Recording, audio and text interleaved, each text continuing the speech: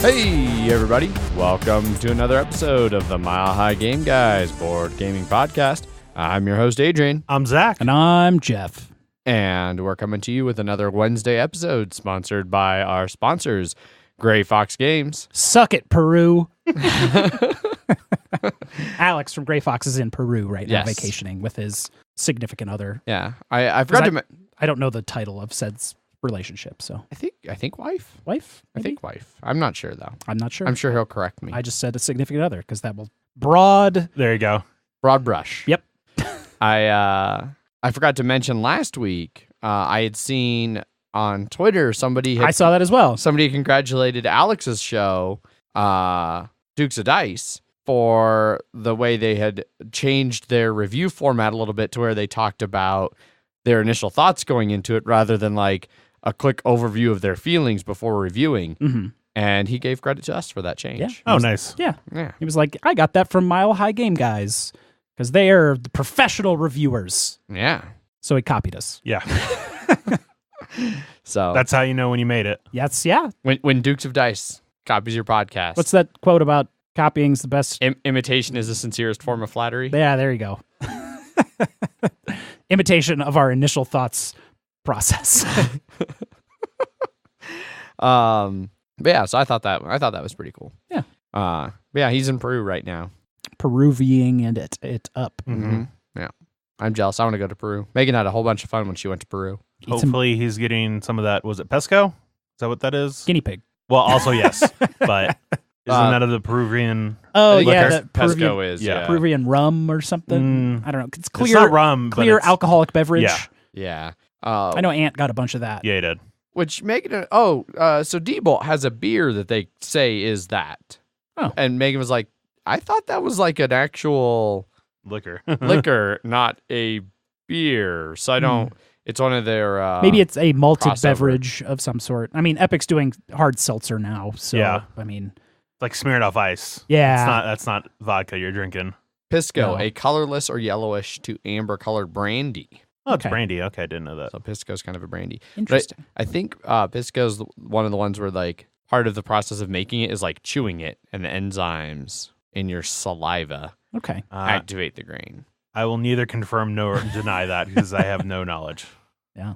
I'd rather not know, I guess. I don't know. It might not be. Well, now Pisco. the thought's been implanted in your brain. Yeah. So now- It might not be Pisco. It might be a different one that she drank on one of her other South and Central American. Well, it's like I've heard vacations. one of the best coffees is like the coffee beans like go through an animal's digestive tract. Yes. Livet or a Yeah, cat of some sort. Yeah. shit coffee. There was an episode of CSI starring Bobcat Goldthwait, and that's how they got him, because he had that coffee. And they're like, Oh. ha-ha, you're the murderer. Of course. Yeah. So what's everybody been up to? Zach, you trumped all of us. Civet. Civets. Civet Yeah, coffee. that's what it is. Yes. Oh, okay. You pulled a fast one in Yeah. that you were chosen for the Alamo. Season pass. Oh, Season yes. pass. Yeah. Both Paul and I had seen that like there was like join a wait list sort of thing. I'd seen it too. Yeah. I'm on And the as wait did list. I. I'm pretty sure I pointed it out to you people Oh, when yeah. they were originally doing it. Yeah, probably. And so we were waiting for the wait list, and I know both Paul and I like probably sign up for that wait list. I want to say at least 6 times. It's just ever so often we'd be like, I'm just gonna sign up again. But yeah, I ended up getting chosen for it, and it's like Movie Pass or like the AMC whatever, But less scammy. yes, because unlike Movie Pass, Alamo makes the majority of its money through concessions, so they're okay. Or like not even concessions. Yeah. Like Well, the dinner you order Yes, while watching dinner a and movie. beer. Yeah, dinner and drinks and stuff like that. They're a restaurant that happens to play a movie. Yes, you're not wrong. Yeah. But it was It's a good restaurant. yeah. Oh yeah, their food's I real love good. $20 a month. Mm-hmm. You get a ticket a day. And like, Wait, it's ticket a day? Yeah. yeah. Somehow I thought when I was reading your response, I thought it was one a week. No, Paul said is like he's gonna He watch was- at least one a week. Maybe would that's go what to- it was. Yeah. You're going to run out of movies Yeah, at some exactly. point. Yeah. but- I mean, well, that's the nice thing about the Alamos. They do a lot of like One-off things. one-off shit. Yeah. Which I Some did movie check, from 20 and years you ago. can use it for that. Because originally it was just like, you can't use it on special stuff. And I was like, what's special stuff? Yeah. And I'm assuming it's like very, like, the dinners like that. They would do like Epic because and, those are usually like $60 exactly. tickets They're not because you gonna have be like a 4-course meal. Yeah, they're not gonna be like, oh, you can have a free ticket to that. So, Yeah. but no. So yeah, I was just like, I'll just go see Shazam today, and I was a little hesitant, or I was a little worried because I didn't check to see if I'd have to pay the convenience fee or not, because there's like $1.50 convenience fee when you reserve a seat online. Yes. I don't have to pay that, so I'm saving even more money now. Yeah, because like a primetime ticket's like $12.25. 12, yeah, or and something. then with the dollar, so it's like $13.75. Yeah. So If you order it online, yes, it's the straight Or through 12 the and app. go there. yeah. Yeah. But you reserve a seat if you get it online. So Mhm. I mean, you do too if you get it there. Just you reserve from the seats that are still Available. available. left. Yeah. Which, depending on the movie. I mean, you could always go there That like plan. a week. You could always go there and be like, I want to reserve this seat Yeah, for later. but who's gonna make 2 trips to the Alamo Exactly. for? But yeah, well, you just when you go Or to your just one use the movie, app. Yeah. It is a convenience fee yes, for a reason. yeah, and you can reserve up to 7 days from like a week ahead. So Okay, or a week or more, or no, okay, up to a week. gotcha. So I couldn't be like Avengers. just but I mean, I'm definitely gonna, so I bought that 7:00 showing Yeah. ticket. Probably on the 20th or so, I'll be like, maybe cancel and then return it and then try and get with my Yeah. season pass. We'll see if I can do that or We'll not. see. I'll do it in an off time so someone won't buy that seat out for me. All the bots looking Yeah, for those Alamo exactly. seats. Or Paul just to have another mhm. seat because Yeah. he bought like 7 seats or Yeah, something yeah. crazy. And so we had to buy it for Friday. Yeah, because I'm seeing it twice on Friday. I'm currently scheduled to see it twice on Friday. I am seeing it 10:30 p.m. Thursday by myself In Littleton. in Littleton because Yeah. it was the one seat and it was decent. And I'm like, I'm not waiting for fucking Friday. I'm That's- seeing it Thursday. That's why I saw it. That's why I was doing 7:00. I was like, at like 8:00, I can just turn off this my is internet. AM. Yeah, it's 7:00 a.m. But at like 8:00 on Tuesday or Thursday night, I'll just probably turn off the internet. I'll just go ghost mode until I see that movie. There were tickets available for Thursday at 2 a.m., but it's a 3-hour movie. I do not want to be there till 5. So Yeah, that would be rough. Yeah, I'm scheduled to see it twice on Friday. I'm almost certainly not going to end up watching it twice because I have to still work at 6 a.m. Saturday morning. Yeah. I did tell Paul though. He's like, once I told him that I'm seeing it on 7 a.m., he's like, "You're not gonna fuck me over on the seat I bought, are you?" And I'm like, "No, unless I'm like." The quality of the movie makes me go, I don't want to see it again. Then it'll be like, then you'll know something is You'll up. know. Paul, return that ticket, please. Yeah. But why? No reason. It's fine. Nope, no reason. Yeah, it's good. Something came up. Yeah. Something came up. Yeah. Jon Snow appeared. It got real It weird. got weird. Yeah. The X-Men were there, That but it was quanti- like the bad ones. Yeah. It was only the mutants from X-Men Origins Wolverine that wasn't Wolverine. Oh boy. And there was it- that guy that could teleport Yeah. or something, and Sabretooth grabbed him by the spine as he teleported. Yeah. Yeah, that guy's in the movie. Yeah. Without the spine. He's just sort of flopping on the ground. At least we get Liv Shriver. Exactly. Yeah. I'll take that. Yeah. Finally. Yeah. Back. There's very few good things about that movie, but I thought he did a good job. Yeah. So And Phantoms. Yeah. Like a mofucker. Yeah. We watched that at the condo. Nice. Fairly, I don't know. Yeah, I was December. I was up there. Yeah. Yep. Yeah. Pre-leg break. It was Megan's first time watching it when we watched it. That's why I put it on. Yeah. Because she was like, I haven't seen that. And I was like, boop. It's time. So we got the Alamo season pass. Yeah, that's what I got. We're all waiting for that. I'm jealous. I'm not waiting for that because I got it. No, yeah. As soon as I saw that email, I think it was like 12:50 in the morning or whatever bullshit it was. I was just like, About 30 seconds later, yeah, I you're was like, signed up for it. and I'm signed up now. Nice. Yeah. Nice. I had money in my savings for the ticket that I have to pay on the 18th, and I was like, if I don't have enough in here, I'm gonna take money from there. This is a thing that is happening now. This needs to happen. Yeah, and then it was great to see Paul's reaction that I got it. Yeah. It's like, you son of a bitch. Yep. That's why I don't let you people buy me movie tickets anymore. Buy my own movie tickets. Yeah, I need to stop letting them buy all the movie Yeah. tickets. It's like, I guess you're going to have to return those. I'm just going to sit 2 rows in front of you and over in the Yeah. corner because I buy the movie ticket for Uh-huh. me because there's a rewards program that's pretty nice. Yep. Yeah, pretty uneventful for me. More work, another weekend. Still don't hate it. That's good. Yeah, machine broke and I fixed it. Woo. And at the end of the day, I was putting in the parts that I used to fix it, and it was like $4,000 in parts. Okay. Like, But it's fixed, right? Yeah. The machine's worth more than $4,000. oh, the machine's worth way more than $4,000. Although it's probably paid for itself because it's like 10 years old. Okay. And they make it's a fully automated machine. It could, in theory, run 24/7 with one operator. Yeah. But it's been breaking a lot What is, lately. does it make something? Yes. Does it unmake something? It makes a thing. What does it make? So all of our machines make things. We don't have any things that unmake things. What is that specific machine make? That specific machine makes a bag system for apheresis for blood donations. Apheresis? Yeah, so I've seen that. Yeah. Apheresis is a process that you can use where you're giving blood, and they can immediately take what component of the blood they want, like the plasma, the white blood cells, or the red blood cells, take just that from you, and then put the rest back. Yep.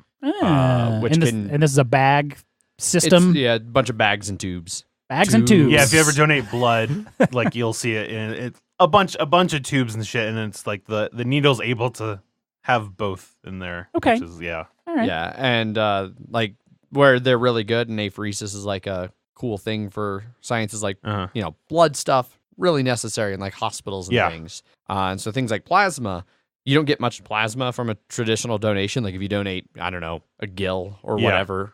What is this, Archer? Yes. I'm glad you at least got it, because Jeff just looked confused. Yeah, correct. A pint or whatever you Is that donate. the guy that always got shot all the time? No. Okay. That was Brett. Oh, that was Brett. Okay. No, there was an episode where they want to do the paternity test with him for the wee baby Seamus. And he's like, oh, how much blood are you taking? They're like, a couple gills. How much is that? I'm still confused about gill vis-a-vis unit of volume. Okay. But like out of a traditional thing, it's mostly like red blood cells and then like white blood cells And platelets. and there's not a lot of like plasma. Yeah. Gotcha. So you can give a lot more plasma if they just take the plasma and keep giving you your own red blood cells back. Yeah. Because those are the ones you need all of the parts, but you really need the red. They're the limiting factor in how much blood you can lose. Yes. And in Colorado, we have more of them. Yes. Because low oxygen. Indeed. So, yeah. It's a cool machine. Cool. It's loud. Some of our machines As our are loud. machines. Some of them aren't too bad. Our cobots are quiet. They just What bots? cobots, Cobot? collaborative robots. Do you work with robots? I do. Yeah. Do you have robot coworkers? No. I don't know if I'd call them coworkers, but they are collaborative. And that's why the machines will rise up one day. Yeah. You don't consider them equals. Because your attitude. Yeah. As soon as you leave, this motherfucker here. This robot racist. Yeah. I treat them so nice at work, but they are dicks. I was over in the cobot lab where they're putting one together that's not out on the assembly line yet, and I was by myself, and I was like, I want to, catch a quick video of this robot doing its robot thing. And basically, what they do is they take a little like thing slides in front of them, and they put a bunch of tubes into a little cassette essentially, and then they move it on down the line. But they also have the ability to like check and make sure all the stuff they need is there, and if it's not, they just send it back to the start. And so I was like, doop, see it run, and I put everything I thought together, and it went in front of the robot, and the robot looked at it, and nope, back to the start. It didn't do anything. It was like the most disappointing video of all time. I have failed. So just watch out if any of them are nicknamed Bender, because I'm pretty sure he's going to want to kill all humans. they none of them are nicknamed Bender. Well, that's good. We do have some AVGs, automated vehicle guidance system, and they're Larry, Moe, and Curly, because they're 3 fucking old shitty pieces of shit that just randomly get stuck. You have to walk by and hit reset. Yeah. Then they just go. Turn it off and back on.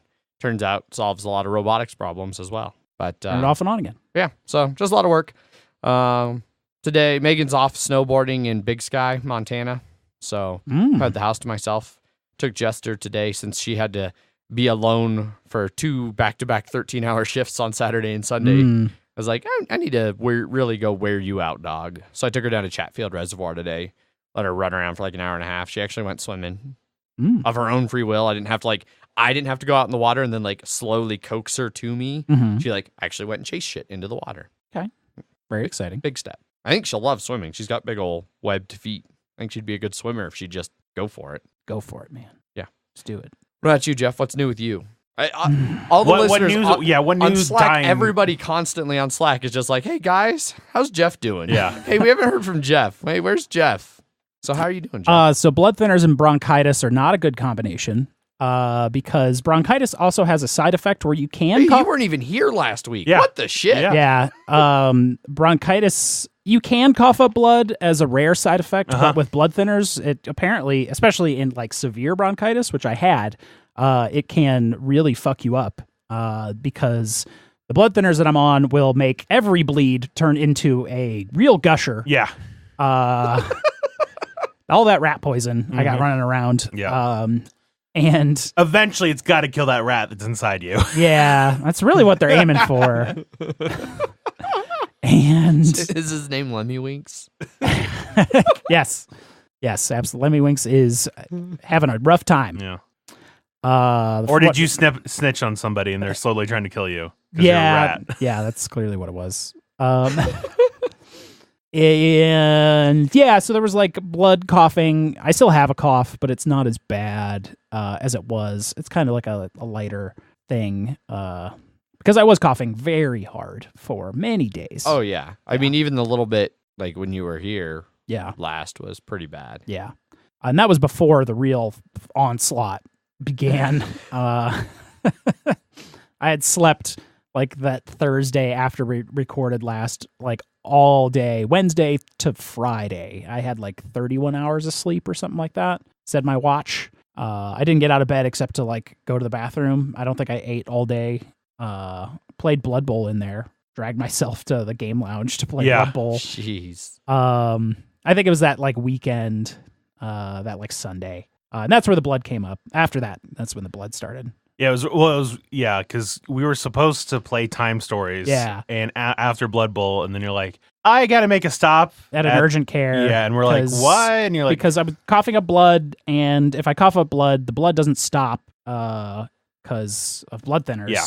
Like it, and in bronchitis, you can cough up blood. It's usually with mucus and it's whatever. But like if I have a bleed, any bleed, it can be life threatening. So yeah, I had to get that looked at, and they were like, you shouldn't talk into a microphone for 4 hours straight. Yeah. Tomorrow. Yeah. So I didn't. But otherwise, I've just been spending a good time in bed. Haven't really been playing any games, like video games or anything at home. Oh, I convinced you. Well, no, I gave you my copy of Risk of Rain 2. Yeah, because when it first came out, it was like buy one, get one. Yes. And then I convinced Paul and Andrew D. Yes. It seemed like Paul and I were convincing Adrian to get it. Which means we all have to stop playing. I told Adrian I would still play it, and I was talking with Paul, and he's like, "Yeah, I'm bad," and I'm like, he's like, "You only got like halfway through," and I was like, "Oh, like halfway through the first," because usually it's like 5 maps and then it repeats. Yeah. And I was like, "Oh, you got like halfway through that set, so you got to like the 3rd map," and he's like, "No, I got like halfway through easy," and I was like, "Whew, okay, so you're a lot worse than I thought." All right. But no. Yeah. The first Risk Rain was like a 2D thing. Yep. I played a little bit this week of the Have you done any multiplayer yet, or just single? I did a couple runs in single, and then I did like a pub multiplayer match. That's how I normally play. Everyone was the fucking first character that you unlock, because you have to unlock other characters, other abilities and stuff. Yeah, everyone was the commando or whatever it is. Which was what I played mostly in the first Risk of Rain. So all the abilities were exactly the same. Yeah. Except in 3D. Mm-hmm. My favorite one is the swordsman. I was originally worried because it's melee, and I was like, how's that going to work in this? Yeah. Especially playing the other characters. I'm like, mobility, and you can get truly fucked by people by getting too close to them. So how's this going to work? But no, swordsman, A+. Yeah. A lot of survivability. I had a run that went about 70 minutes. Wow. The other people left halfway through because they kept dying. Did it hit like impossible? Or I got to the highest difficulty of just ha ha ha ha ha ha ha ha, and it just says that forever. Okay. And I had so many items that I literally would just, the first thing I do is go find a boss, activate it, and the teleport, activate it, boss appears. Within like 5-10 seconds, it was dead. Wow. Yeah. Basically, I was like, okay, I'm running around doing all this shit. The only thing that's going to kill me is if I get hit by a one shot by something, and then an overloading magma worm hit me with one shot and killed me, and I was like, God damn it, real piece of shit. Yeah. My first run that I played I got to the teleporter and there was a 3D printer next to it that would just pump out that syringe. Yeah. So soldier swings. Yeah, it's really good. And so I just used that until I had to leave. So I got like 10 or something like that because I had a bunch of money from the boss. Yes. And like your money goes away. That didn't even take money. The 3D printer, it just takes items. So you just went around, get more items and turn into that. Yeah. So I had to waste my money on just getting stuff so I could have ultra attack speed. Yeah. That in the Paul's hoof that lets you move quicker. Yeah. Those are like my two favorite things that anytime I see them available, I'll get it. And then also Tough Times, which is a teddy bear that helps you avoid damage. And it's great because normally when you get hit, it's like makes all these noises. But if you avoid it from that, it just makes a squeak noise from like it hit the teddy bear instead. Gotcha. It's Risk of Rain 2 is pretty fun. Yeah.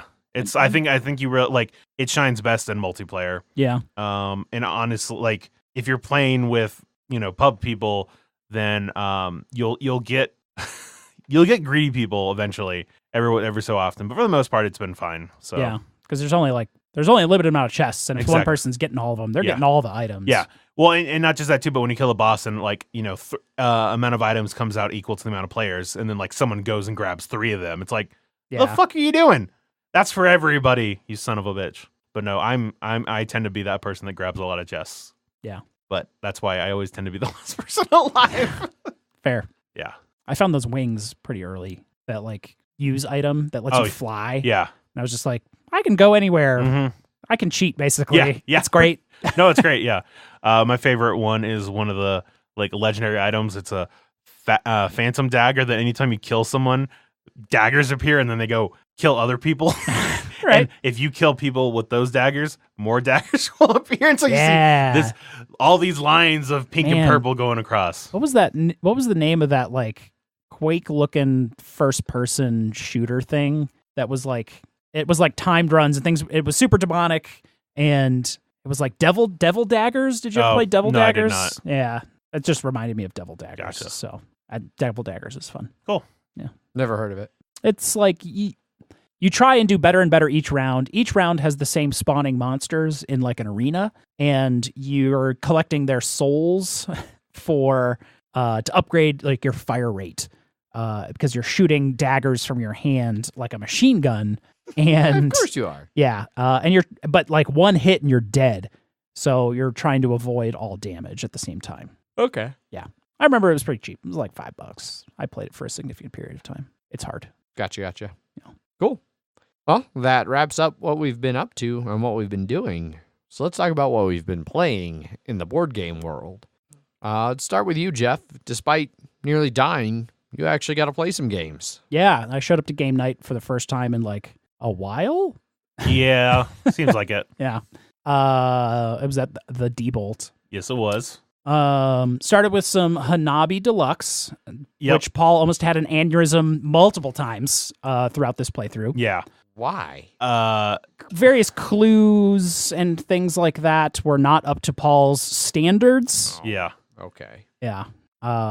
So that was fun. We still got like a 22 or something. Yeah. But it wasn't a perfect game. No, we don't. It was definitely interesting with those tiles because, like you said, it adds an element. But I have to like keep remembering how I put them. Like I feel it was definitely always easier for me, just like for Hanabi, like when I had shit in my hands, because it's like I know where I put certain things. Yeah, and it being my first 1 or 2 games with that, I was like, I'm gonna put these over here, and then I look away for a second, and I'm like, why did I put them over there? That means something, but okay, probably important. Yeah. But still nice. Yeah. I'm looking forward to that next version coming out. Yes. I also discovered that my copy of Hanabi is like the worst version of Hanabi.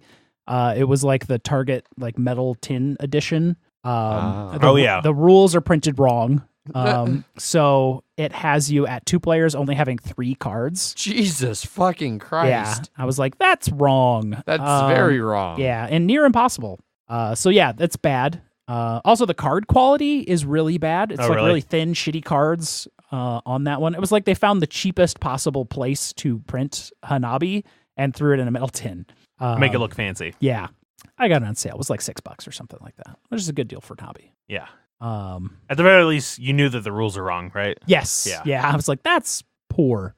So after we played Hanabi Deluxe, we played Kitchen Rush, which is a real-time kitchen game with sand timers as your worker workers, because it is worker placement. And it's good because we were a little confused because it was like, what is worker placement? But then it was nice that Adrian explained that to other people playing KS earlier. Yes. The worker placement is about placing workers. Yes. The worker placement mechanic was new to us. Yeah. So we had to refresh. Yeah.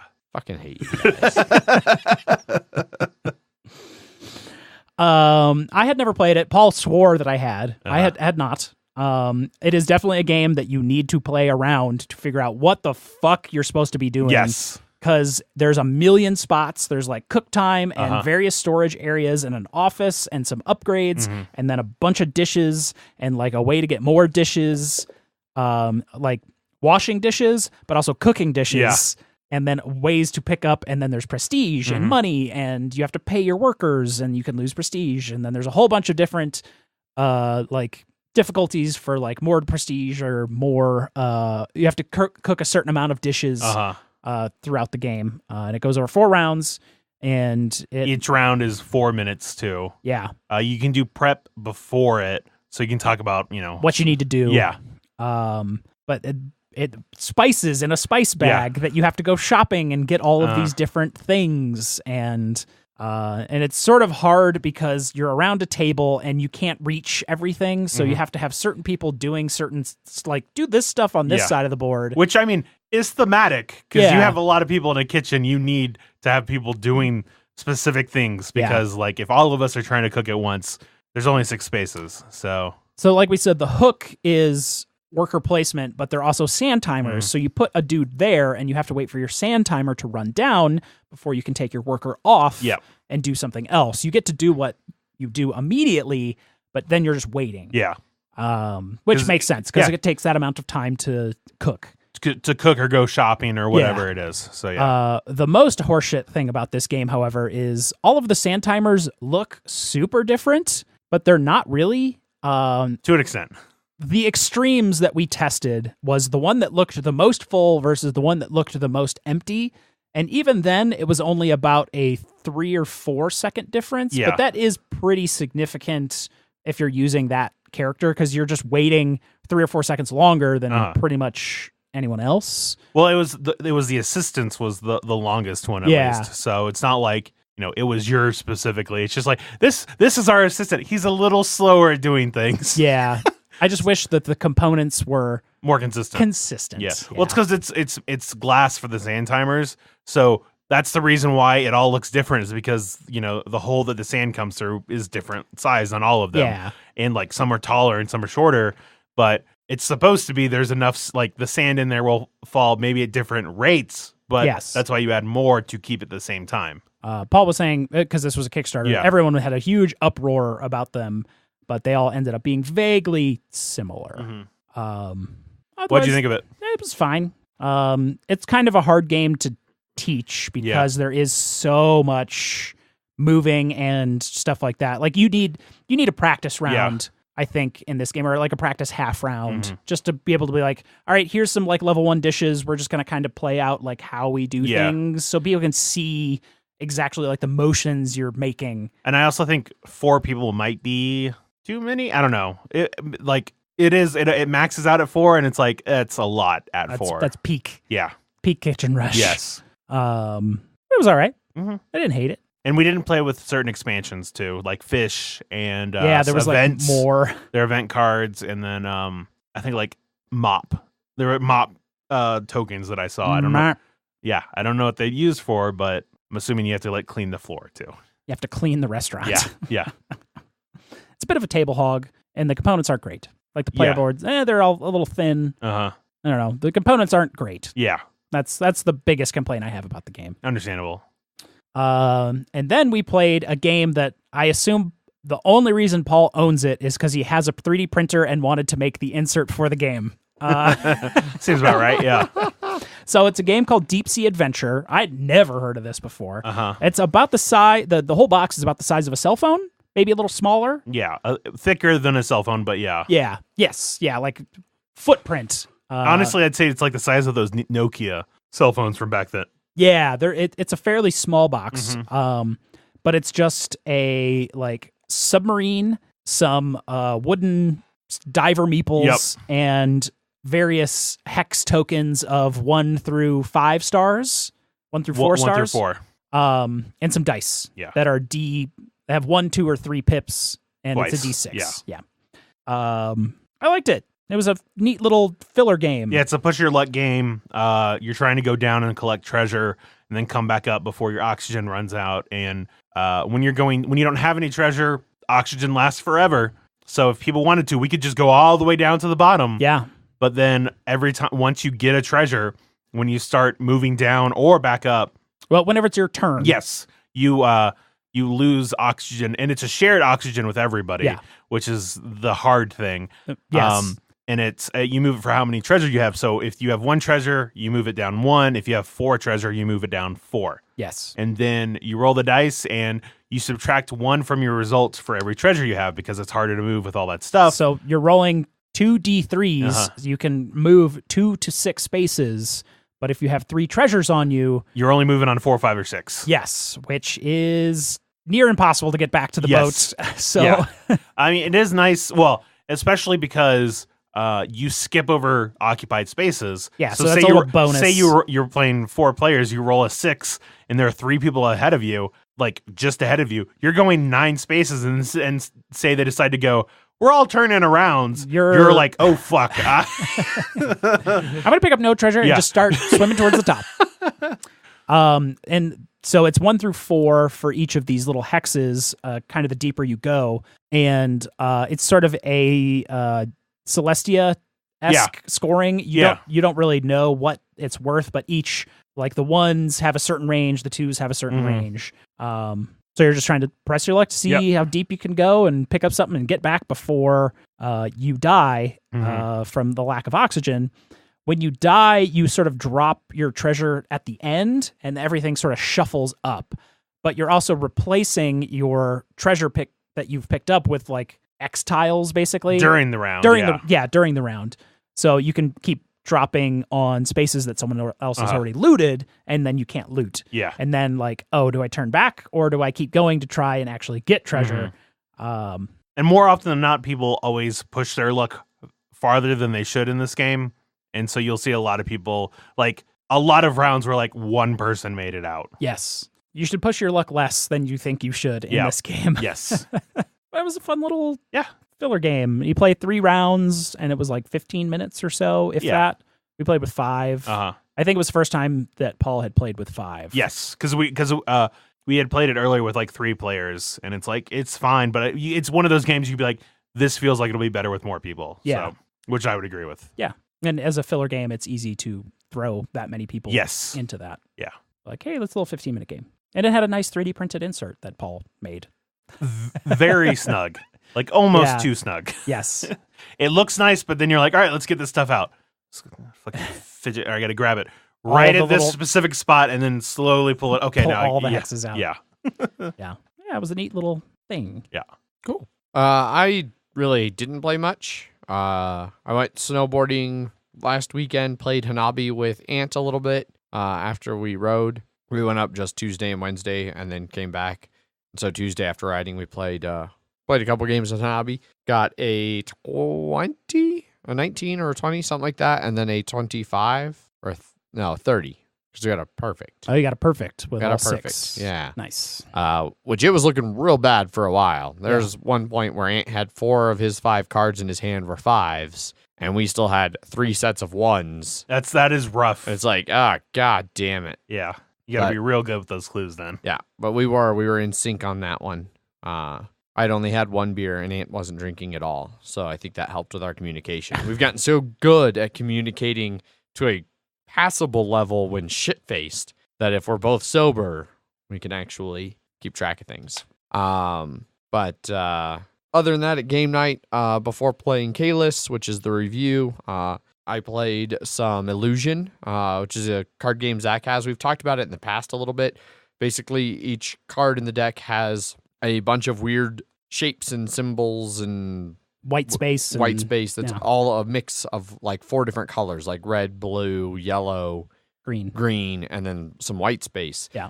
And you're basically, on your turn, you take the next card in the deck, the top card, and you place it in what you think is percentage order for whatever the color is for that round. It's like if you... Because the color for each round will change. That's kind of your point. Yeah, you use that card to indicate. So it's like an arrow card that has like a blue arrow. It's like, okay, so we're doing blue. And so you start with 1 blue card there, and the first player, they take the top card from the deck, and they get a choice basically of like, do I think this card that's on top of the deck, does it have more or less blue than the card that's already out there? But there's such weird shapes and symbols and varying amounts that it's not just the 4 colors add up to be 100%, because there is that white space that's not really calculated in that percentage. So you're trying to figure that out and get them in the right percent order. And then at any point, instead of taking the top card of the deck, which like you can see when it's your turn, you see what it is. Instead of taking that and placing it, you can just call bullshit and say that the order's wrong, in which case you flip them all over and they have the percents on the back of what percent of each color is there.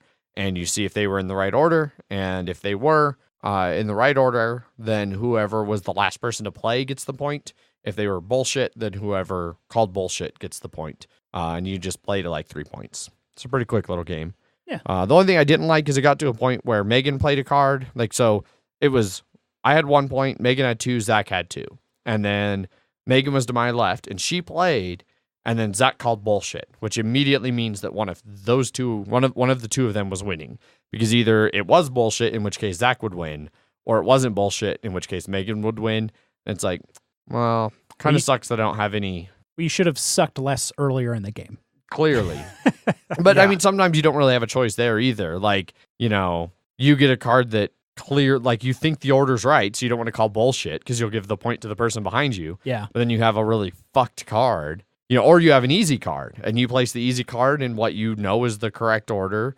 And then the next person is like, you know, able to sometimes games are just about card draw. Yeah. Sometimes they are. Yeah. Speaking of which, yes. I have been playing a lot more Race for the Galaxy because of the app, and it has made me hate Race for the Galaxy. It has ruined Race for the Galaxy for me. The app has not ruined Race for the Galaxy for you. Paul has ruined Race for the Galaxy for you. And Race for the Galaxy has ruined Race for the Playing Galaxy. Race for the Galaxy as much as I has ruined it for me. Like, because I've started to see just how little skill I feel like there really is. Yeah. Like, there's a little bit in trying to understand what your opponent's doing and try to feed off their cards. But there's been enough games, like, I housed Megan so bad the other day, and we were sitting right next to each other playing, and so she could be like, look at my hand. Look at this shit. Uh-huh.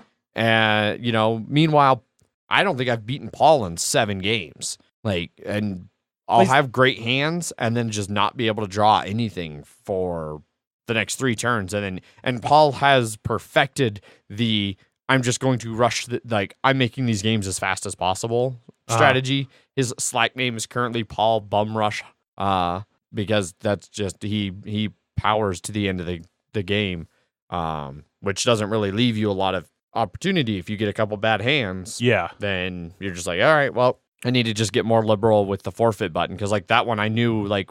By the end of the 3rd round, it was like, there's no way I'm going to win this one. And sure enough, I lost by 30 points 4 rounds later. So I need to just be like, all right, this one's over, forfeit. Let's try again. Let's get something where there's actually some competition here. But I think I'm probably done with the app. It's all over. Megan didn't like it. I am tired of it. It's not really bringing any joy to my life. Gotta Marie Kondo that shit. Yep. I'll probably keep the game around just because it does cram down small enough. And I feel like there is something to get out of it as like an activity to do while Megan and I are like sitting at a bar in some random town, you know, when we're on a trip or something. Yeah. Because it does still play quick and packs down small and, you know, things like that. But it is drastically plummeted in my overall opinions of Race for the Galaxy, which is a shame because I used to fucking love that game. Who would have thought that playing a game you love more would make you hate that game? Sure, that's never happened before in the history of any gaming ever. Twilight Struggle's next on Paul's Play for Eternity list. Yeah, but that games aren't over in like 5 minutes for that. No, they are not. No, which means it won't really work for me, probably. Yeah. But yeah, so that's been my gaming. Whole lot of not much. Because I feel like it was, well, trying to remember when we played Gallerist. I think we already talked. I think You already I talked about about Gallerist last week. You did, with yeah. Wes. Yeah, so, yeah, nothing else. Yeah. Zach, what about you? What have you been playing? All the things that Pretty Jeff much said. everything I talked about. The only thing is that we were going to be on Friday. We played Kalis at Game Lounge, and then we were going to play Mansions of Madness after that. Yes. And I Adrian, wanted to stay. Adrian had to leave, unfortunately. So it was just Airport. me. Yeah. So it was me and Adrian, or me and Jeff. And it looked like such a cool one, Yeah. too, when you guys got it set up. God damn it. Yeah. So I'll just go and tell We'll you, never play it again. So we played the 1050 to Arkham, The train one. the train one, which From the most recent expansion. Try to keep Yes. spoilers Yeah, out of no- it as much as possible. no, I was gonna say- Thank you. we are going to talk about it. So if you're not interested in knowing the specifics after, oh, okay. All right. I'll be back. Okay. All right. Well, I guess So now we secretly talk about Adrian because he's left the room. Yeah. He's this is a real bad person. Terrible. Yeah. No. So, we won't go into too many specifics, but we're going to talk about some of the interesting things, and So spoiler alert. to an extent, Light yeah. spoiler Light alert. spoiler alert.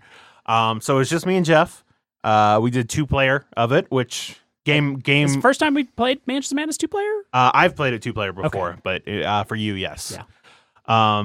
And it's you start on a train, Yes. and it's Easy to tell which tiles are going to be in this scenario. Yes, because it's all train based. it's all trains. Yeah. And like some of the double sides have like a ship. And I was like, those are only clearly going to be in like one scenario. Yes. Yeah. 100%. You're not going to find that one chip tile. The bow Yeah. tile. But yeah, it was. We definitely enjoyed it. It wasn't as.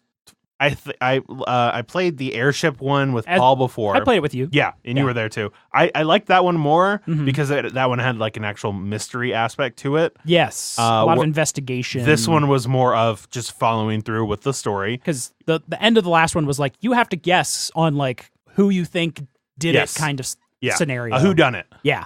But But this you actually one, like had to use your clues. yes. This one was, like I said, more of a Go talk to the people and Yeah. use enough actions Yes. to talk to the people completely. Yeah. My favorite thing though is that because we're on a train, at various points you can decouple the trains, Pull the pin. pull the pin, and Dimensional shambler. and so that definitely saved us in a lot of situations. Because I think After we did it the first time, we after discovered. after we didn't do it the first time. Well, yeah, we didn't do it the first time, and then it sort of just got sucked away. yeah, We did it the second time, and then we discovered that there is like a little railroad piece, Yeah. which I was always confused on Yes, where I that was was going too. to come. You have for investigators that are stuck on Yeah. that other side, Uh-huh. they have a chance to leap across Yeah. the train car, which we did yeah, because I was like, dude, pull it. yeah, Because there's always time pressure in these. Uh-huh. This one is like another dimension is chasing your train. yeah. And so we kept pulling the pins. I assume that helped us go faster. I don't know about that, but I'm sure that it helped us not have to deal with certain shit. So. Yeah, monsters. Yeah, basically. Certain monsters. Yeah. But yeah, it was. We beat it. We did what we had to do in the game. Yeah. And so Seemed like we got a good ending. yeah, a good ending, which was because there's a ritual thing in there because you're Yeah. trying to find a missing person. uh-huh. It used a mechanic from one of the other expansions, the Rifts. No, Rift was from this expansion. Oh, was it from this Yeah, one? Okay. Yeah. Oh yeah, because it had the water yes. flooding or something. Yeah, which basically would throw you into Lost in Time and Space. If you ended up- yeah, or if you did any other action except move Yeah. while you were on that space. And then the Mythos phase had a lot of like take a certain amount of damage based on how many rifts. Yeah. Which also helped when you pull the pins, the rifts just go away Yeah. with the rest of the train. Yeah. So but you put them out like you do fire. Yeah. Except with lore instead of agility or Yeah. whatever the fire thing is. But yeah, it was. I think I enjoyed it. Yeah. I'd probably play that one again. I'm curious to see. Because it does change. Yeah, yeah. Like Mansions of Madness. Yeah. The app. Mm-hmm. Well, I'm sort of curious to see because if the train looks exactly the same, if certain things change. Yeah, because I know the whodunit one that changes. Yeah. So like where rooms are and things like that. Yeah, seeing if any of that happens. Yeah. So, or if it's more like I think one of the other ones we played where it was pretty much the same, more like the same structure, but just like different events in it, but it still was like built the same. So yeah, it was interesting. It was, Mansion Madness continues to be good. Yes. Yep. Can't complain so far. No. There's a fuckload of tiles. Yes, there are. And many tiles. You had to find a monster, and it took a while because it's just a box of monsters. Yeah, at this I have point. the base game box, which is like an elevated box, a big box. It's just full of monsters now. Yes, and I'm like, all right, Jeff, I got to find myself a fucking warlock or some Hound of Tyndalos. Yeah, Hound of Tyndalos. That's what it was. And I'm like, I don't know where that shit is in here, so I'm gonna start digging. Yep. Go pay your check or something. Yeah, I should play more Mansion Madness. Definitely. Yeah. So I think that wraps up pretty much everything we've been playing, except Jeff, you've got a bloody minute for us. I do. I have actually 2 games to talk about because I played Lamentations of the Flame Princess. We got back into the D&D group. Yeah. Oh, you're coming back around. Yeah. So it's because I'm no longer in that, so I forgot about that. Yeah. We basically finished up what we did last time. It's been so long since I've talked about it, but we found like a man in a church, and this all takes place like 1600s with really fucked up magic items and magic in general. I found some human shoes. Okay. Which were they were basically horseshoes that looked like they would fit on human feet. Okay. Yeah. I haven't tried those out yet because you probably have to nail them to your feet to figure out what happens. I'm sure nothing bad. And then you can just take them off, right? Yeah, absolutely. That's one of my favorite things about Lamentations. All these totally fucked up, weird magic items. Yeah. Basically, everything's a monkey's paw. Like, pretty much terrible. Yeah. I found a really cool. We found this room of lockers that were just filled with a bunch of like weird shit, and I found basically a tabletop miniatures game being played by these like lead figures, and I was like, oh, I picked up the coolest one to look at it, and I was like, oh, there's Latin on it, and so I called Whitney's character over who could read Latin, and she's like, oh, it says attack, and I was like, attack, and then all of them came alive and just like started moving and stuff like that. So now I have like a miniature army that I can command to do stuff that have like 4 hit points and like do a damage, which comes up useful later because we go into this weird Damien crazy realm of like everything's like a beautiful utopia village with like a maypole and stuff like that, but it's run by basically Damien, small child, okay, who we then have to murder because that's the universe that we play in, where there's plenty of demon child murder. We find out that it's some sort of weird dimensional squid creature. But there was also 100 of them at the time, so we had to sort of cull through them. Okay, as you do. As you do in this weird, fucked up, cool universe. I sent out my army, and they were like fucking like 300 leaping into these children. So we finally finished off this weird cultist dungeon thing. The hardest part about this system is there's no like magical healing, so you're always having to do like multiple days of rest, like 4+ days of rest, because you're only getting like 2 hit points plus your constitution modifier. So you're getting like 3 hit points back a day, and you have like 19 hit points. And if you're at like 3 hit points, you're going to spend a significant portion of time just sitting around waiting. But there's a lot of stuff to do around that. Like, I'm going to write this scroll into my spell book and learn a new spell and fun stuff like that. Okay. Yeah, we leveled up. It was very exciting. Sounds exciting. Yes. But I look forward to figuring out how these human shoes work. I'm sure. Gross. And then I played the B-Bowl.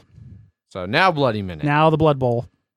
I lost big time. 4-0. Dark Elves. Jesus.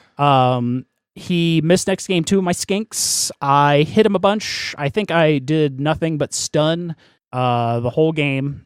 Maybe a KO in there. The one casualty that came from a throw a rock, which is you roll D6 plus fame, and then whoever wins, or unless it's a tie, both, you roll for the pitch 1 through 11 usually, and whoever gets hit takes an immediate injury roll, and that's the stun through casualty.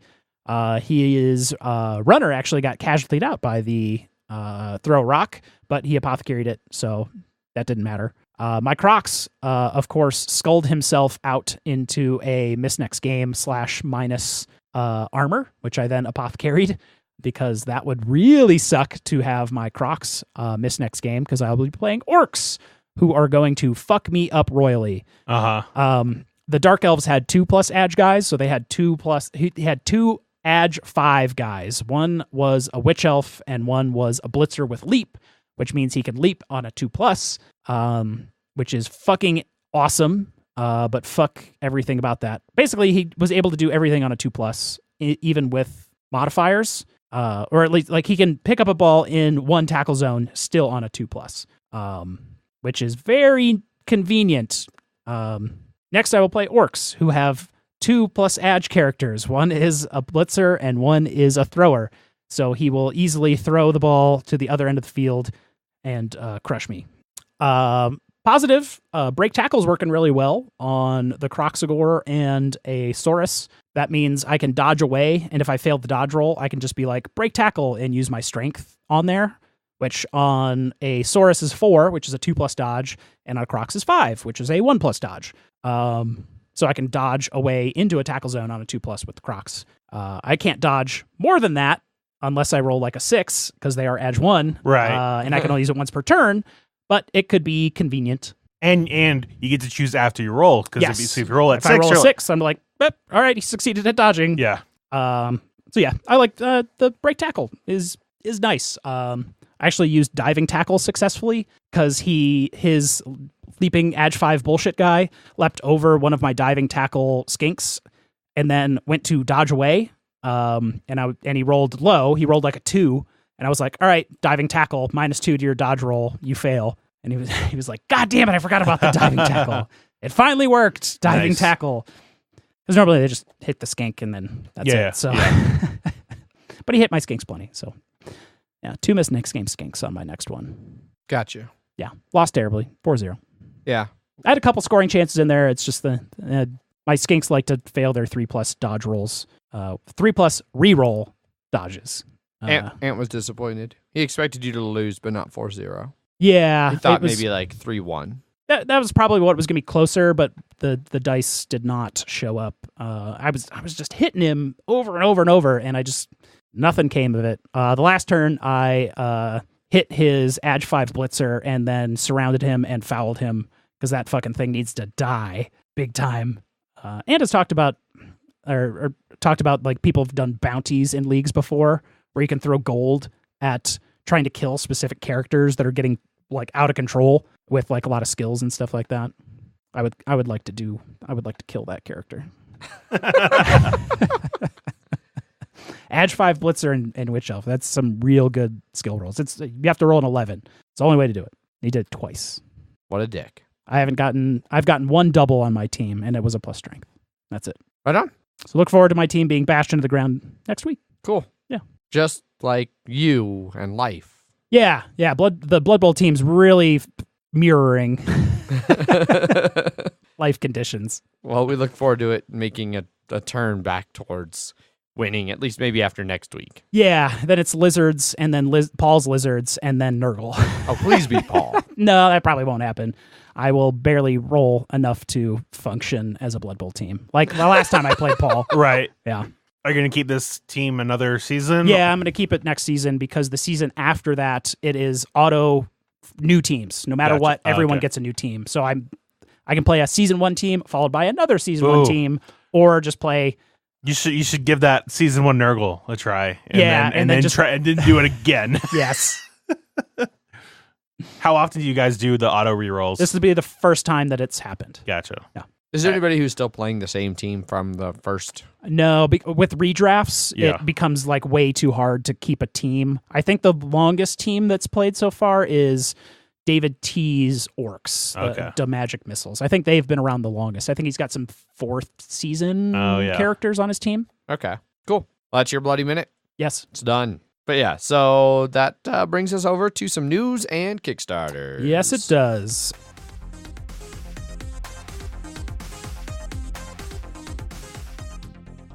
First up in the wide world of news and Kickstarters, we have some new games getting announced. Rome and Sleeping Gods from Ryan Laukat?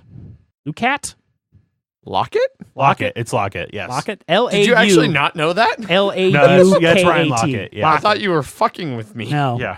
And you were saying it so wrong, I had no idea what you're talking about. And then I was like, wait. Oh, he's talking about Laukat. I mean, it doesn't look like Laukat. You're not wrong, but... Ryan Laukat's got some games coming out. Yeah. Indeed, he does. So Ryan Laukat, known for like Above and Below and Near and Far, really pretty games with a whole lot of storytelling. Has two new titles that are coming out in 2019, maybe from Kickstarter. Not sure yet. First up is Rome, that has callbacks to its earlier releases, and it takes place in Arzium, a land of ancient civilizations, bizarre creatures, unexplained wonders, and vibrant characters. You and three friends compete to find lost adventurers. Over 50 unique adventure cards in the game, featuring characters from Near and Far, Above and Below, and one of his other games, Islebound. So you're going to be searching around and trying to find those. No information on when in 2019 Rome might be coming, but at some point. Next up is his other game, Sleeping Gods. It's a 1 to 4 player game. With the best play time I've seen in a while. 60 to 2,500 minutes. That's crazy. So in Sleeping Gods, you and a friend become Captain Sophia Dessa. That's roughly 42 hours. 42 hours. So 1 to 42 hours. Yes. But you take on, you become the captain and her crew on a steamship in the 1920s. And you're working together to survive while exploring exotic islands, meeting new characters, and seeking out the totems of gods so that you can return home. It's a campaign game, and each session can take as long as you want. When you're ready to take a break, you mark your progress on a log sheet, and then you can come back the next time that you're ready to play some more.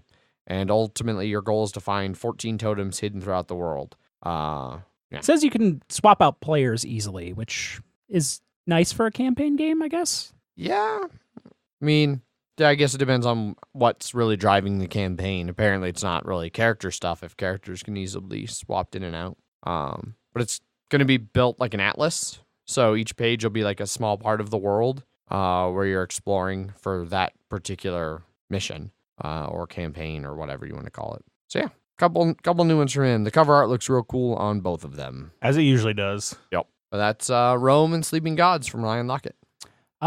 Next up, we've got a new game from Renegade Game Studios, Time Chase and Artsy. Yeah, some would call that a pair of new games. Yes. So Time Chase is a small box trick-taking game. This article here on Dice Tower compares it to Fox in the Forest, which I haven't played.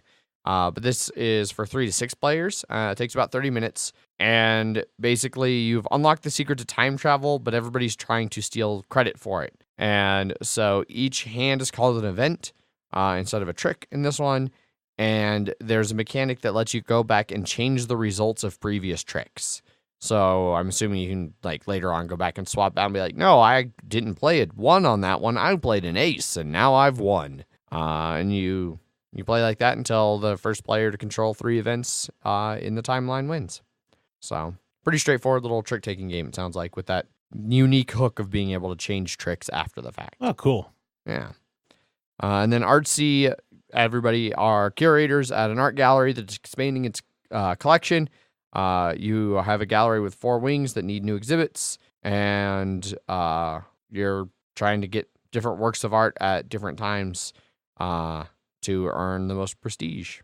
Set collection and card drafting are the main mechanics in that one. So, but not a lot of information about either of them. They are expected to be coming out in August of this year. Gen Con time. Yep. So, no doubt more information around Gen Con. Yes. Next up, there's a game that's not the Sega Genesis game, Adventure Island.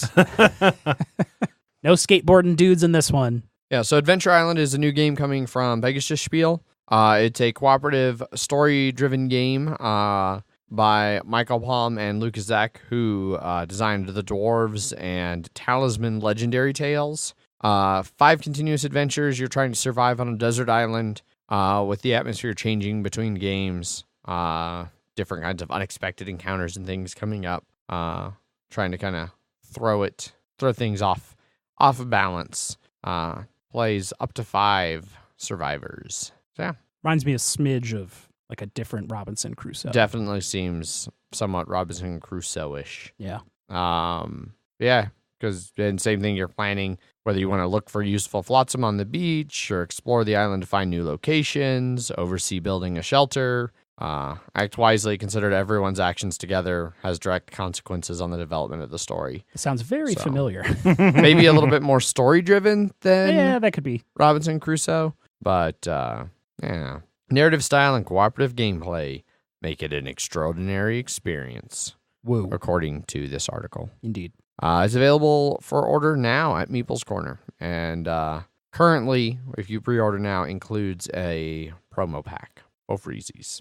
Last up in news this week, we have Sarah's Vision, which looks cool. Looks interesting. Yes. Yeah, so we played a while back for our one-shot. We did Dread for one of them where you use a Jenga tower to kind of resolve tests, and this game, Sarah's Vision, does the same. It doesn't use specifically a Jenga tower. It uses its own tower blocks that comes with it, so you don't need to buy Jenga separately. But clearly, hard to mistake that big pile of blocks for anything else. It's basically Jenga. Yeah. Yeah.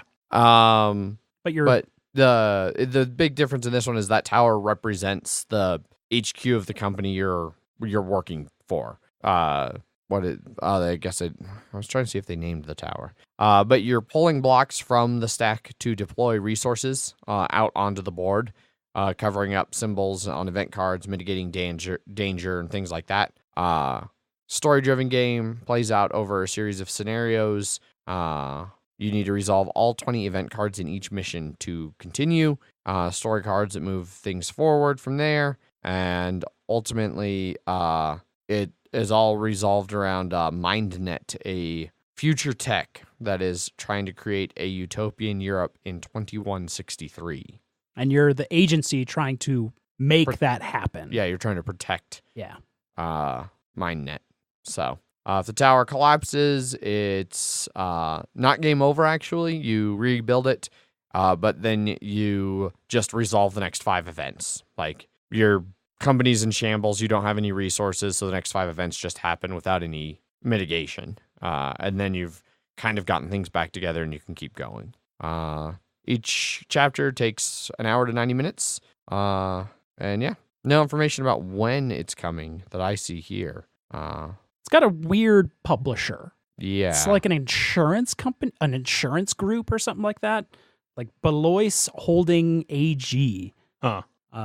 Which is a the insurance company? The parent company that owns them is an insurance company. Yeah. Weird. Yeah. But Whatever. They got money. Make a game or something, I guess. Yeah, I don't know. It seems like an interesting way to use a Jenga tower in a game. Yeah. So. Yeah. Yeah. Always interested in new things. Yeah. Yeah. That wraps up news, though. We can move on to some Kickstarters. First up, it's another version of Gloom, goddammit. Except this one's punny. Gloom of Thrones. Just funded $23,000 of its $20,000 goal. 453 backers, still 3 weeks left to go. And its most popular pledge being $50 for the deluxe edition. Yeah, so for those of you who've played Gloom, this is Gloom just in the very punny Game of Thrones world. So there's the Snarks and the Bannisters, the umpteen kingdoms, but you're basically taking control of a noble family and making their lives miserable, which is basically what you do in Gloom. Only now it's all vaguely Game of Thrones themed. Obviously, the conceit of Gloom is you're trying to kill all your characters. and have it, be a good way to do it. And one of the ways you can do that is like here. It's his name is Tipsian Bannister. Went to a wedding, and its little quote on the bottom is "Guessed right, guessed wrong." There's another one here where he's been shamed by a septa. Skip your draw phase this turn, and the flavor text on that one is lame. Instead of shame. Yeah, it's great. Interesting enough, but also like some funny things, but a lot of stuff you're like, okay, I mean, like Brotherhood without pants instead of without banners. And you're like, the porcelain throne. Yeah. Like, okay, come on. You could do better than this. Sans Serif Snark, Ariel Snark, Josh Frost, Head Snark, and Gluten Snark. Instead of Bran. Oh.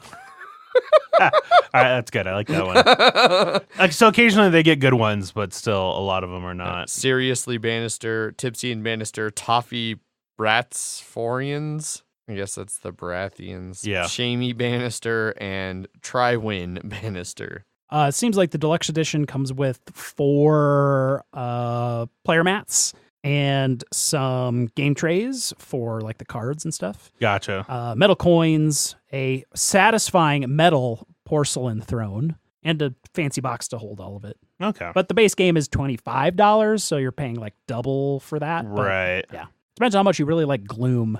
And punny Game of Thrones. And Game of things. Thrones. So, but that's it. Gloom of Thrones. Go check it out if that sounded interesting to you. Next up in Kickstarter is Valhallamas. Valhallamas? Valhalla. Valhallamas? Valhallamas. Ooh, that was probably the best one yet. Yes. I really hate, though, that they're doing the whole llama pronounced llama. Llama's not pronounced llama. This game... Valhalla. Yeah, it's hard. It works as text. Yes. So... this one's well funded. Almost $12,000 of its $4,000 goal, 483 backers, and a bit under 3 weeks to go, which you can get for $12 whole.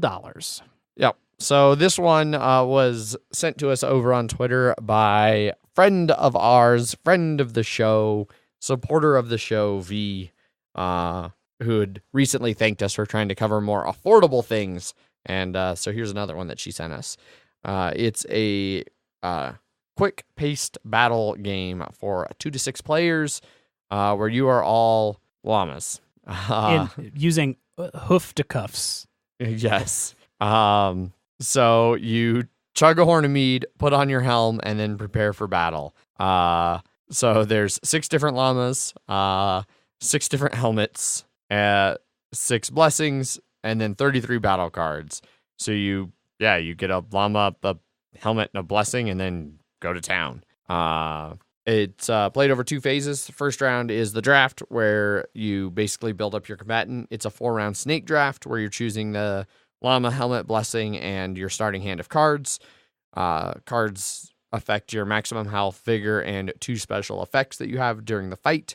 And then the second phase is the battle phase. In the battle, you roll off to see who goes first. On your turn, you can draw a battle card, play a battle card, and or discard a battle card.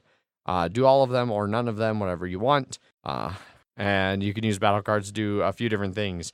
Avoid an attack, heal, or regain vigor. I like the names of some of the items. Yeah. The Helheim.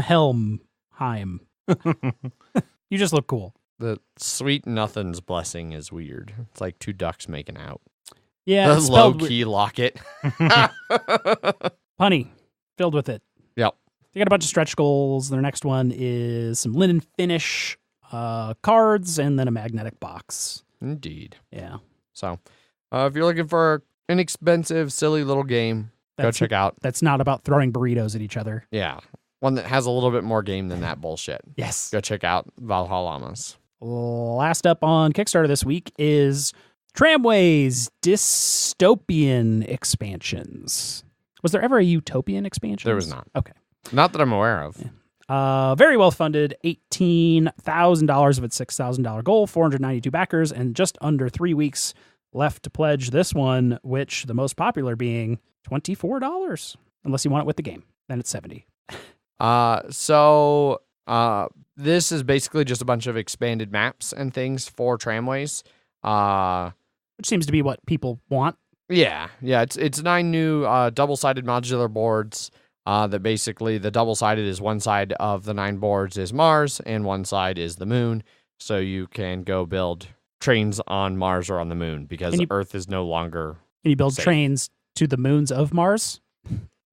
Probably not. Probably not. Okay, good. Not in this one. I've recently discovered that the moons around Mars go so fast that they'll go twice around the planet in a single day. Oh. Yeah. Now we know. That's why you can't build trains to the moons. That's why. They're too fast. Oh, well, see, you knew the answer all I was along. just about to get the permits to do that. So thank you for saving me $20. We got to burn all those Terraforming Mars cards. Yeah. One of the biggest changes that this makes is when you're playing with the Mars or the moon, the board now links across, so you can go off the right side and back over to the left side. Like a planet. Yep. That's neat. Yeah. And they have some new cards and things that kind of change some of the game up. The moon includes night and day phases. Basically, one of the different modules for the moon will be at night, and it moves like left to right across the board where the night is. Basically, when it's night, no buildings. You can't make any deliveries, so you can't get any benefits that way. And then Mars, Martians are a new type of passenger. They're green discs, and you need to move them as much as possible, but they will only travel to buildings that already contain a Martian. So yeah, a little bit different mechanics there, just to kind of keep things fresh. If you're looking to expand on Tramways. Is Tramways retail availability like regular Tramways? It's harder to find, but I think it is available. Let me take a quick peek here. You can get it from Noble Knight Games here in the States for like $75, or you can get it on eBay starting at $40. Okay. So it's harder to find. So if you've been wanting to get Tramways, now's the time. it's a good way to get a hold of it. Yeah. I mean, this is pretty common for Alban VR games. Also, I mean, it's kind of like Splatter. Like he's a French designer who doesn't go for super widespread distributions. So his games can be harder to find. The expansion and the base game for $70. Yeah. Yeah. Which that's a steal based on that price we saw for the base game earlier. Yeah. So, yeah. And that's it for Kickstarters. Indeed. That is all. On fan feedback. Fan feedback? Yes. And feedback? Feedback? Feedback, yeah. Yes. Listener feedback. I wouldn't go so They don't have to be fans. Exactly. Yeah. Exactly. There's a lot of people that aren't fans. Although, that send I mean, us they don't shit. even have to listen. I mean, It's true. Wes has sent us stuff recently. I don't know what the last time he said listened. He said he started listening again. Yeah, he had yes. no idea what I was going through. Yes. Yeah. See, Wes, this is what happens. Yeah. You're going to miss it when Jeff finally just Dies. croaks. Yeah. And It will only be announced on the podcast. Yes. No one will know that No. Jeff is gone. No one has cared that he hasn't showed up anywhere for weeks. No. We're just going to weekend at Bernie, Jeff. Yes. Or whatever. Prop him up and take him to game night. What was that Rick and Morty one about the old lady and cats? Oh, God. Oh, yeah. Yeah. I don't know. It had a really shitty name, too. Yeah. Something Last Will and Test a Meow. It stressed me out. Yeah. Anyways, emails at milehighgameguys.com if you would like to send us an email, like Michael has, referencing the card game episode. Great episode. I've played all of these except Hand and Foot. I laughed at the silly rhyming terms with cribbage.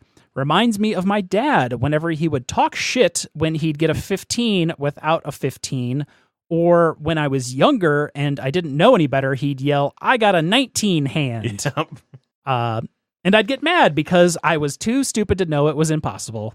And that's because the cribbage boards are it's shaped like a 19 Yeah, or they're 20, 21? 19. 19? There, and Okay. 29 is 29. also, yeah. Okay, 29. But I think 19 is the lowest amount of card, or the lowest point that is impossible to get in the cribbage. Gotcha. So Euchre was big with my family gatherings growing up in Iowa, also known as the Midwest.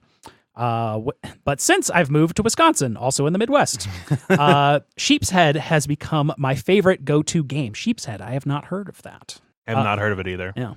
Think of it as basically as a much better version of euchre. You guys should look it up, clearly, because we have no idea what that is. Clearly. Mike, thank you. This next one comes from Ben with a similarly titled title, Classic Card Games. Hey guys, thanks for the discussion of the 3 classic card games. I really enjoyed it. Cribbage is my favorite card game, and it's fun hearing about its shenanigans from other perspectives. My favorite card game besides Cribbage is called Pitch, or more accurately, Auction Pitch. Auction Pitch is a 6-card per player trick-taking game where you bid for points, with the highest bidder declaring the trump suit with their first card played. There are 4 points you can bid for to try and take in tricks. 1 point for high of trump, 1 point for low of trump, 1 point for jack of trump, and 1 point for most pips. Ace, king, queen, jack, 10, all suits. For each of these points, each of these points varies in how they are won from hand to hand, since trump changes based on who wins the bid and what cards are dealt. Example, the high trump might only be a queen, the low trump might be a 4, or the jack of trump might not even be dealt. It's a great, fairly quick game of fuck the high bidder. You can say fuck. We're allowed to say fuck on here. Yeah. You don't have to put F asterisk. Since you lose your bid in points if you don't get at least your bid. You can also be, it can also be played in teams. There are, of course, many variants, but those are the basics. Your podcast always moves to the top of the queue Wednesdays and Fridays. Is that the highest compliment to give a podcast? So keep up the incomparable quantity. Thank you. Yes. There we go. There it is. There it is. Ben. I was a little confused when I first read it, but then going over again, I was just like, no, okay, he said the right word. Good. Yes. Yes. Not quality. Not quality. Quantity. I mean, there might be some quality mixed in there. A lot of people say that our audio quality is very good. Yes. You know, Certainly. low quality is still quality. It's still a quality. It's still a quality. Yeah. True. Just like round is a shape. Yep, exactly. That seems like a game that I've never played.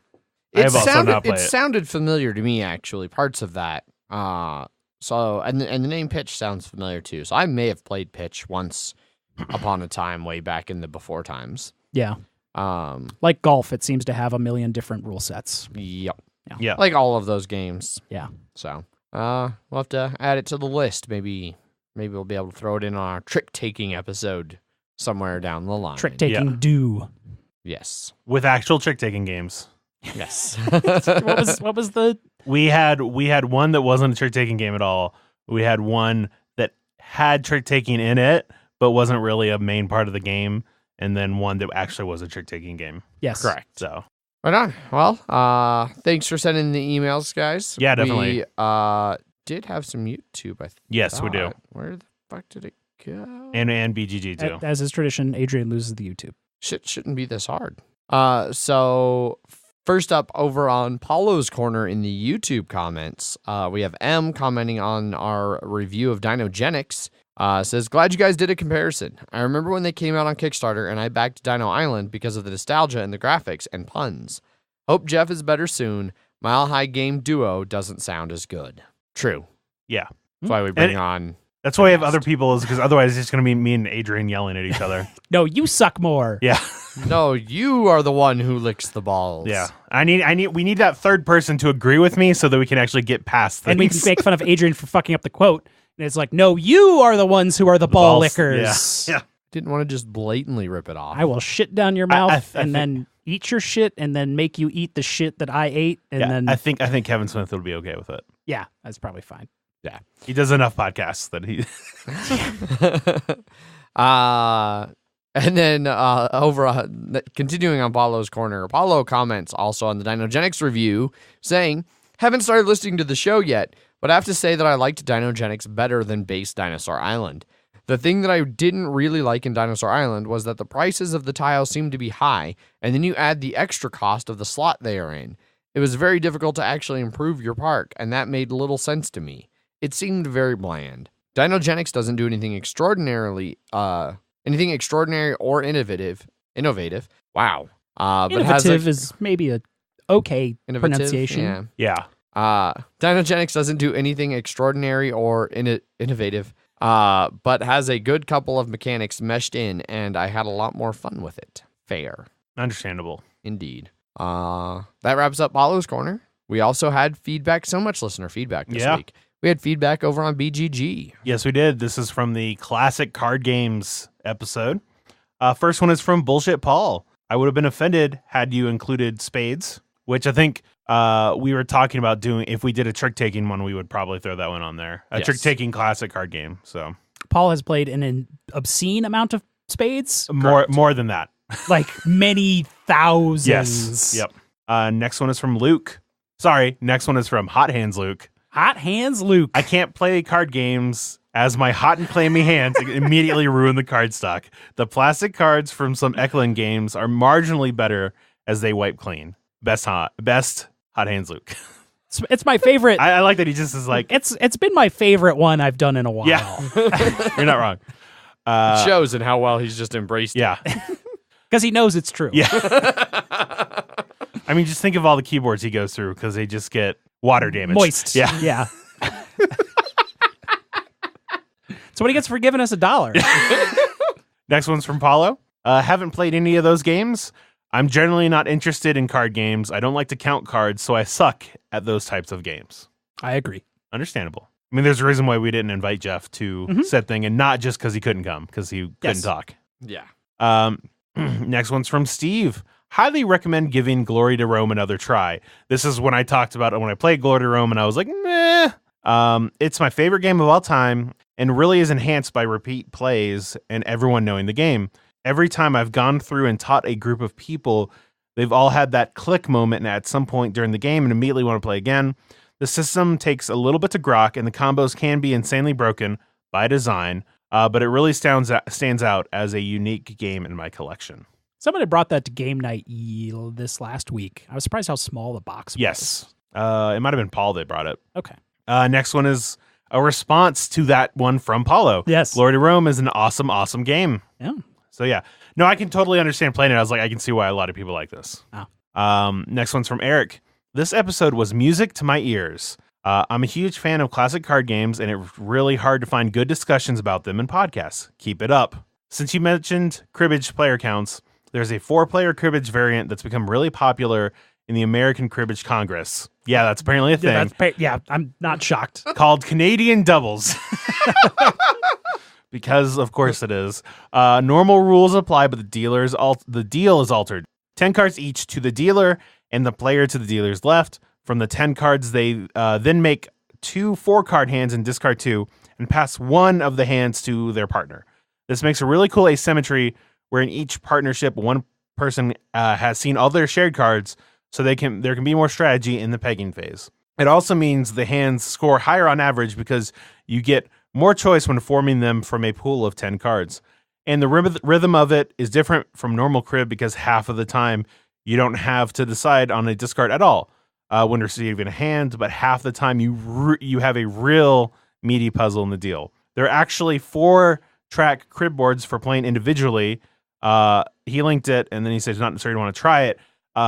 And I played cribbage on Paul's app that he has, and that one has a 4-player cribbage on it too. Okay. So 15-2 and the rest won't do is like one of those cribbage quotes. 29 and 28 hands are obviously special, and 24 is the next highest, so it gets some names too. I've heard it called Shotgun and Jack Bauer. When my girlfriend has a 0-point hand or crib, she always calls it 19. Some people actually peg 19 for those as a house rule. Oh my God. That is a bad house rule. Because I can easily make a hand that won't score any points. Well, not easily, but it would be a lot easier to do that than have a hand that would score 19 points. Is he talking about the 4-track crib? Yeah. As not getting getting 0? Sorry, what? Is that getting 0 points in the 4-track crib? Is that what he's talking about? No. Or regular cribbage? Regular cribbage. Oh, okay. Yeah.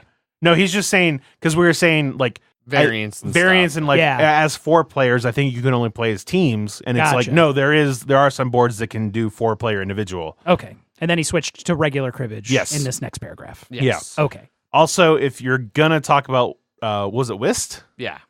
You should look into Bid Whist, which I've learned about in the Mid-Atlantic area and seen out in Pennsylvania too. You can bid number of tricks with a trump suit or no trump. We can always bid uptown and downtown, which reverses the ranking of the cards. So if your hands is full of 2 and 3s, you will want to bid downtown, for example.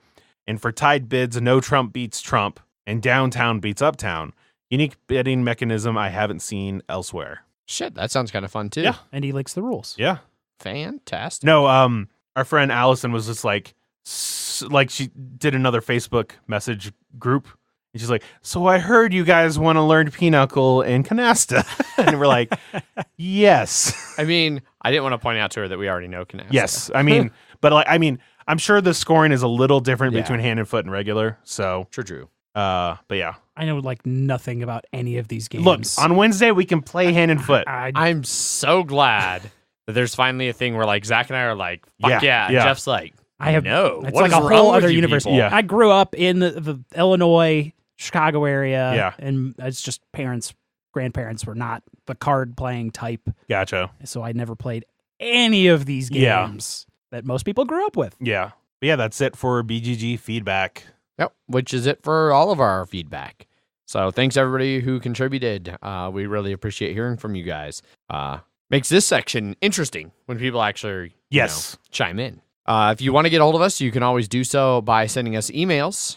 Emails at milehighgameguys.com. You can follow us over on Twitter where I tweet under @MHGameGuys. I am Zach_MHGG. I am Jeff_MHGG. I'm glad I don't have to say that anymore. It's always annoying when I have to do it. You can also follow the show over on Facebook and Instagram, both /MileHighGameGuys. And our website, milehighgameguys.com, has links to our Slack channel, where you can join us in all of our random shenanigans. Apparently talking a whole lot on Thursdays and Fridays when I'm stuck at work has become a new trend. And talking none when you're off work. Yep. There's also links over there on the website to our Patreon, patreon.com/milehighgameguys, if you would like to support the show, and to our BGG guild number 2731, if you want to participate in those weekly episode threads that Zach puts up, either before or after the episode, whatever suits your style. So plenty of ways to get in touch with us. You can also, just come to game night on Wednesday if you're in the Denver area. Mm-hmm.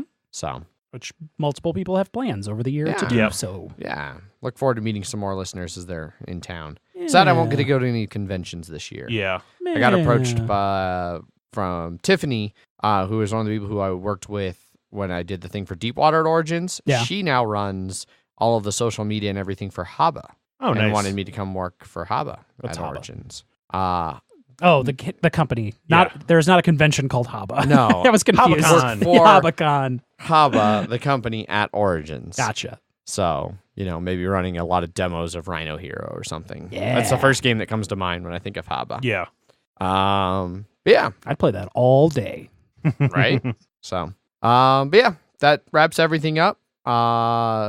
As always, thanks to our sponsors, Gray Fox Games. Their latest Kickstarter, Tsukuyumi, wraps up on Wednesday. So as you're listening to this, assuming you listen to it on release date, if you're one of those who puts us at the top of the queue when it comes out, you're hearing this, last chance to go get in on Tsukuyumi. You have till 3 p.m. Pacific Standard Time, Wednesday. Yeah, so not a whole lot of time. I like the way you went with Pacific, too.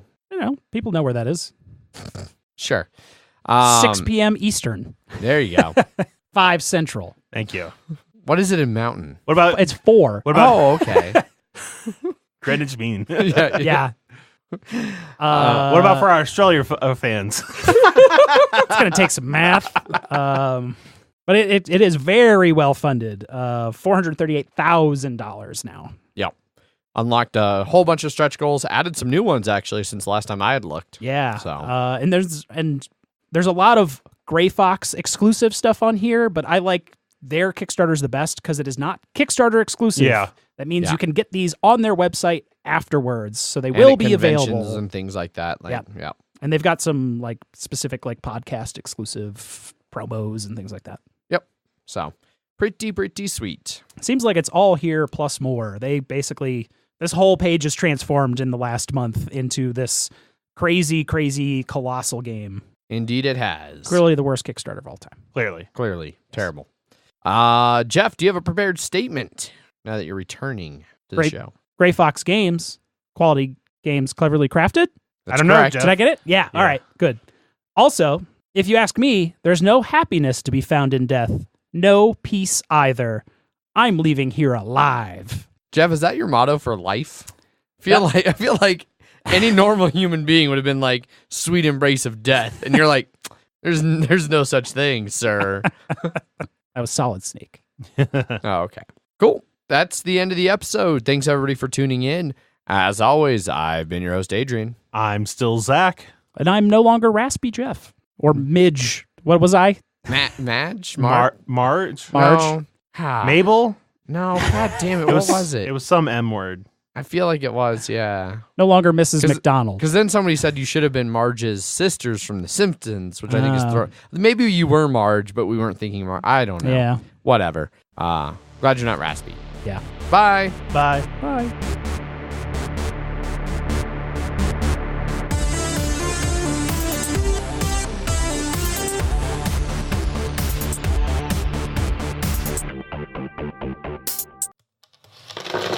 Punchboard Media, where we all bring something to the table. pull up a chair At punchboardmedia.com.